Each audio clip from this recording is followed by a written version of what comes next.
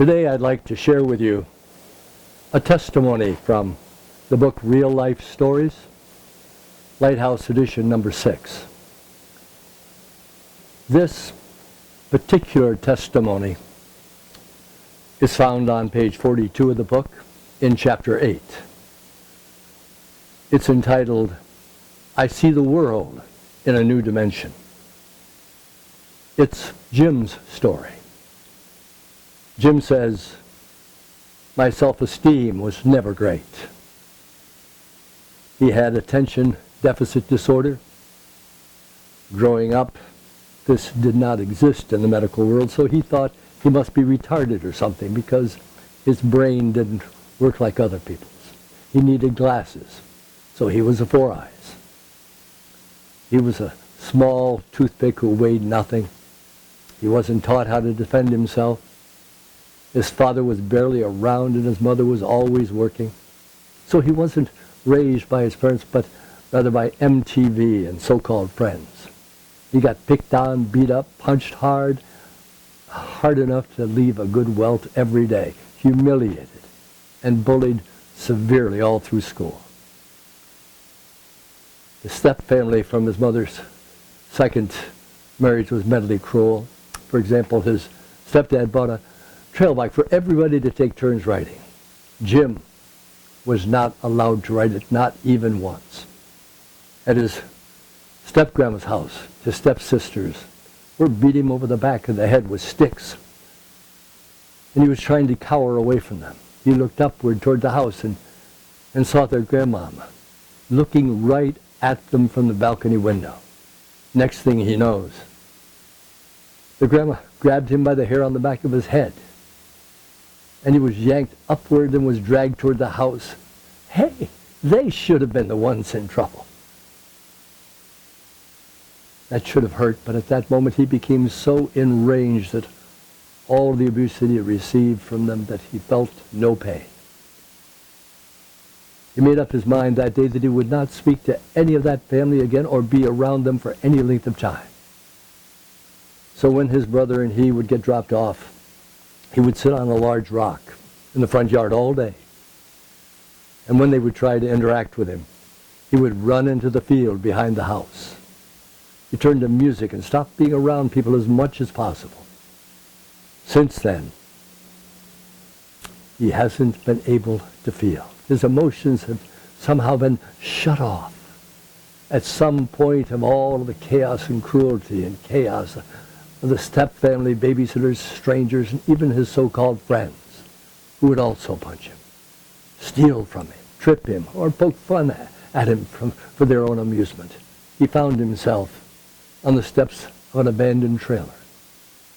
He had searched half the park for a good pile of the sharpest glass he could find, and then he proceeded for a good 2 hours pressing each shard of glass against his wrist, scraping in every pattern with every angle of each piece of glass, and it made not a mark. Frustrated, he gave up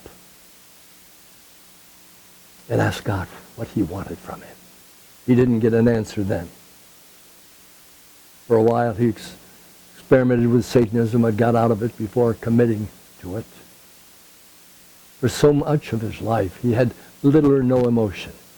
He couldn't feel happiness in good times. He couldn't feel sad at the loss of a family member.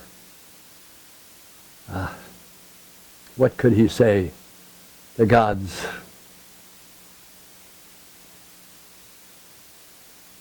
He had rescued him countless times. He should be dead many times over. He'd been struck by lightning. When he was in the 11th grade, he was walking to the bus stop. A garbage truck threw up a large rock towards his temple, but it was deflected in midair within 3 feet of his head, and it landed across the street.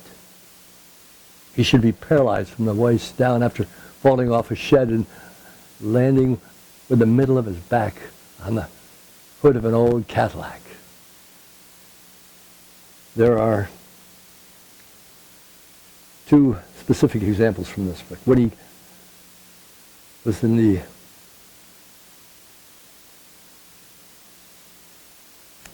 One day he woke up at his friend's house. He had been drinking a 3-liter of soda, and he was just finishing an office when he saw a friend in front of his house. Charles said, he apologized, but he said weeks ago that he had agreed to go to church with him just once if he'd stop bugging him. But he said, sorry, I can't drop you off and you can't stay here, you're going to have to come with. So Jim put on his shoes and headed out to the bus with Charles. He was greeted by this mutual friend, Randy. Randy and Jim reminisced for several minutes about good times, and he talked about how he was intimidated by Jim when they first met, which Jim had no idea of, just because, well, maybe it was because he had long hair and wore a leather jacket and was quiet. About 15 minutes into the ride, the bus breaks down, and they pulled off to the side of the highway. After the driveway phones the church of their troubles, they had to wait for someone to come out and try to get the bus fixed. It was at this time that Jim realized that he had drank 3 liters of soda before he got on the bus, and it has just run its course. He has to go to the bathroom. He informs someone, who then tells him that someone is just minutes away who will fix the bus and they will be back on the road again to the church in no time, so just sit tight. Upon hearing this, Jim says, okay, I'll just hold it for a few minutes. And the urge subsided for the moment.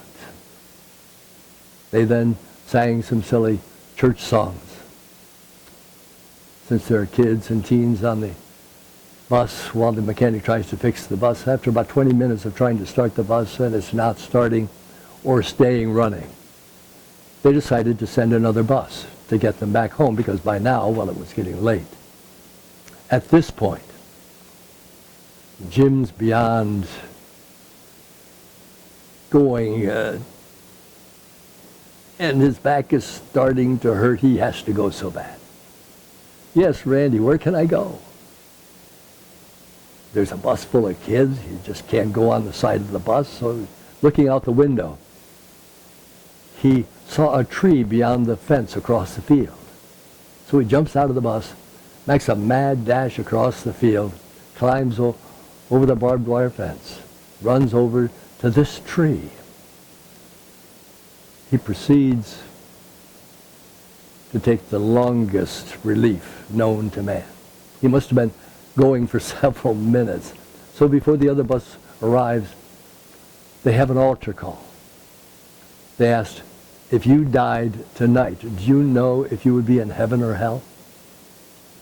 If you'd like to know for sure that you're going to heaven, raise your hand. Jim wanted to be sure, so he raised his hand. Randy came over with a Bible. He prayed the prayer of salvation with him and showed him the scriptures pertaining to what he had just prayed. Jim felt a sense of peace, even a joy that he'd never felt before. That if you confess with your mouth Jesus is Lord and you believe in your heart that God raised him from the dead, you will be saved. Romans 10:9. For God so loved the world that he gave his only begotten Son, that whoever believes in him shall not perish, but have eternal life. John 3:16. Jim found that he had a love and passion for Jesus, and that it was just a beautiful relationship. However, things were to fade, because he still had a hatred for himself and low self-worth. And therefore, he still could not love others. That struggle would continue for many years. God sent Jim's uncle, Ray, to stay with him at Grandma's house for a few weeks. He would ride around town checking out the churches. he came across one that he was very excited about. He kept telling Jim about it every time that they would talk. You need to check this one out. It's great. Jim said, fine, I'll check it out, just to get him off his back. But he actually did intend on going just out of curiosity. So he went back home, and the following Sunday he went to church of his own free will for the first time. Behind the ladies on stage singing stood 3 angels. Jim looked at the other people in attendance, and they didn't seem to notice. So he said nothing about it. Maybe he was seeing things. 5 years went by. And talking with a long-time member, she says, you know, the first time you came to church, she saw 3 angels standing behind the ladies on stage. Jim thought, wow, I thought I was the only one to notice that. Jim asked the woman that he was deeply in love with to marry him, and she said yes. She wore Jim's ring. Then something happened, and his fiancée decided she was going to run away from God and punish Jim, push Jim out of her life completely. So Jim transferred his job to another store and moved away. Then he found himself in a situation where he had 4 possible places to live, and all 4 of them didn't pan out. So now he was without an address, virtually homeless. He posted his situation on the internet of a friend, and a friend messaged him a possible place to stay. So Jim looked into getting an emergency position transferred back to the place where he worked before, and it went through, and he was scheduled to move on the 1st of the month. He even got his old position back. His attitude and perspective of things was radically changed at that time. He began to seek God from the deepest part of his being. And then tragedy struck again. His ex-fiancée's youngest daughter and Jim's would-be daughter-in-law died from an overdose of heroin. Jim wanted more than anything to be there for her and the family, but she wouldn't let him near. This loss struck Jim to his core. She unfriended him from social media and threatened him if he ever called again to leave her alone.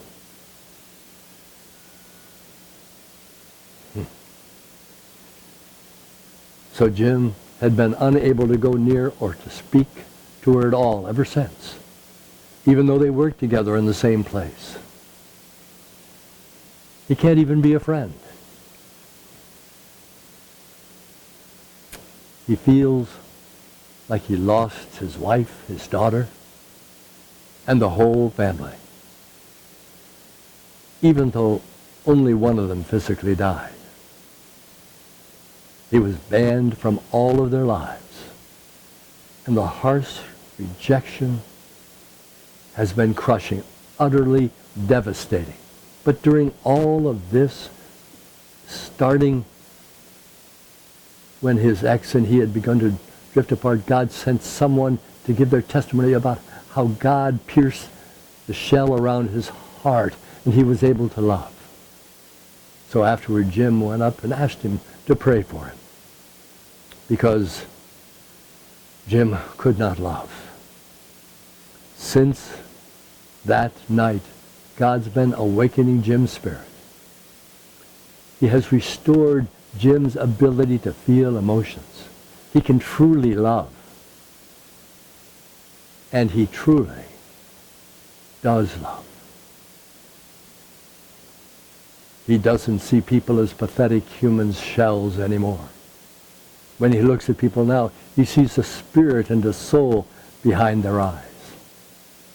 A potential in each one, and why Jesus would choose to die for us. Jim sees the world in a new dimension that was not there before. Like seeing only black and white your entire life and then suddenly being exposed to color. And this love was growing every day to the point where it had to be God because it doesn't make sense. Jim should be devastated and unable to love and trust ever again, but God has been with him every step, explaining that this is how he feels when we do these things to him. Jim forgives almost immediately.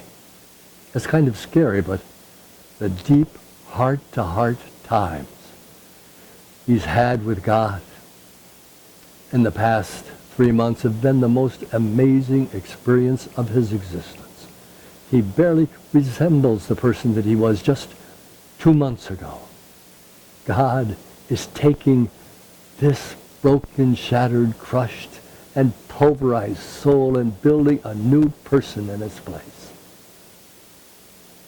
He feels God's doing everything he can to bring all of those people who need it to him so he can heal them. But they have to be willing to accept him into their hearts. He will bring comfort and peace to your soul. Jim longs to tell people about how much Jesus truly loves us and what he has done for him. And he's brought Jim through. And just how awesome is the God he serves. This is Jim's story from Mishawaka, Indiana. If you'd like to get in touch with Jim, you could contact him at his email address at Rock and Rare Show. That's Rock, R-O-C-K, N-R-A-R-E-S-H-O-W at gmail.com. Or you can call him at 574-261-2849. And if you'd like a copy of this book or any of the other books that the Step-by-Step Ministries has published over the years, you can call or text Jim Barbarosa at 219-762-7589 or write to Step-by-Step Ministries at 815 South Babcock Road, Porter, Indiana, 46304. Or you can visit their website at www.step-by-step.org. Or you can call him. Call Jim Barbarosa, at 219-762-7589. Until next time, God bless